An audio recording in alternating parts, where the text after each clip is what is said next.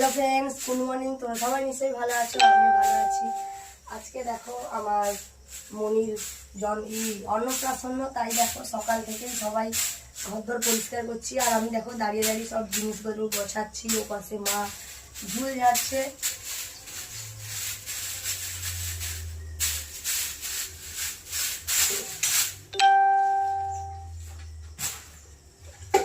ঘরদোর তো চারধারে পরিষ্কারই করা আছে আগে থেকে।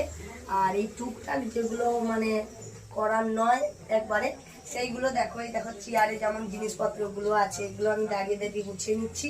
আর মা ওই পাশে বাইদরটা ঝাঁটাচ্ছে, আর আমার যা সে পাশে একটু মুছামুছি করছে। তোমরা প্লিজ ভিডিওটা দেখতে থাকো, পরের ভিডিও আরো অনেক কিছুই আসবে।